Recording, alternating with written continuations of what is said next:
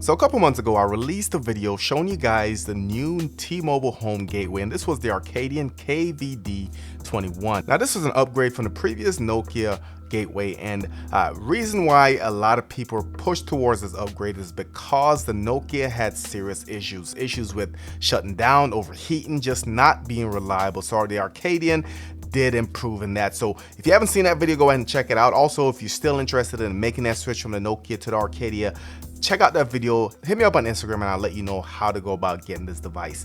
But today's video, I wanted to answer 10 of the most common questions that I received in the comments from the video I released 2 months ago. Before we jump into it, shout out to everyone that watched that video, everyone that commented. Hopefully your question will be answered. Without further ado, let's go ahead and jump into it.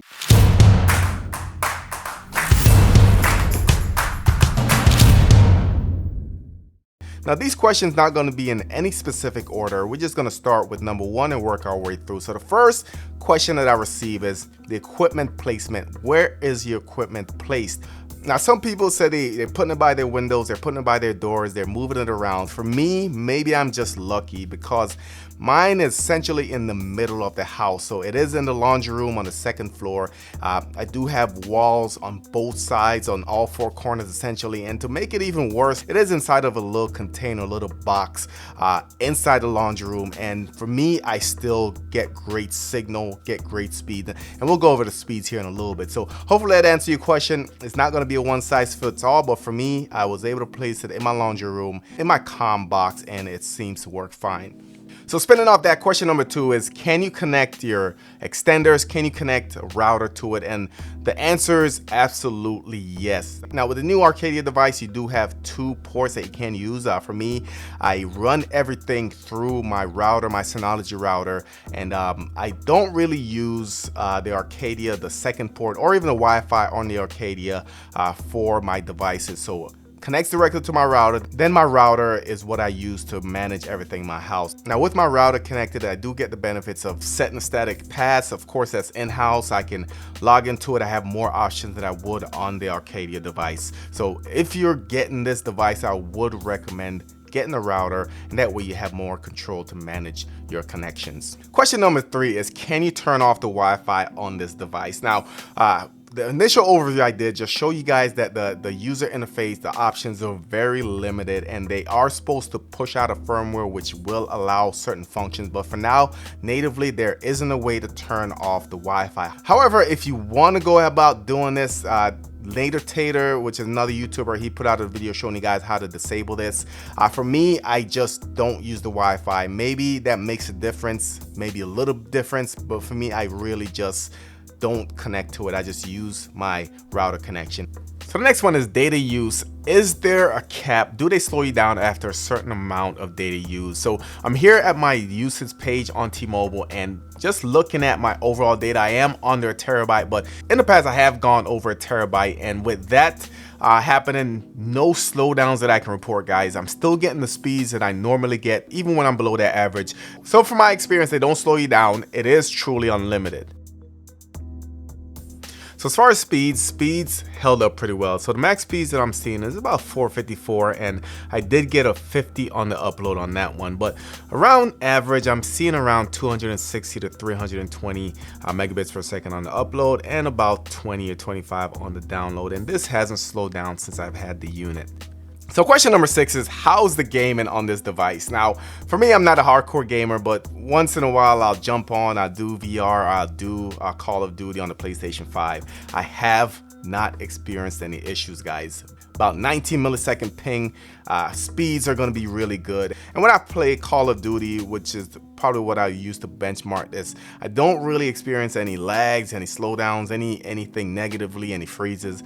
Kids are in there playing Roblox and Minecraft and stuff like that, and they haven't had any issues either. So as far as gaming works for me, I'm not a competitive gamer, so if someone's out there that's hyper competitive or is in tournaments or something like that, I'm probably not that person to give you that recommendation. So the other question is, can you use your security cameras 24/7? Can you use your Ring doorbells 24/7? Do they work when you're outside the house? And the answer is absolutely yes. So for me, I do have 4 cameras that I have running around the clock, guys. And they are 4K cameras. I have it wired into my Synology surveillance station, and I am able to access this whether I'm in the house or out of the household. The Ring doorbell as well works fine. I do get the notifications when I'm not in the house. I can tap in, I can answer the doorbell when it rings. I do get all the notifications, no issues there. So as far as my cameras are wired into a switch, and then I connect everything through the surveillance station on my Synology NAS. And if you want to see a video on how that's done, I'll go ahead and link it in the description as well. Question number 8 is load test. Can you game, watch TV, watch Netflix, watch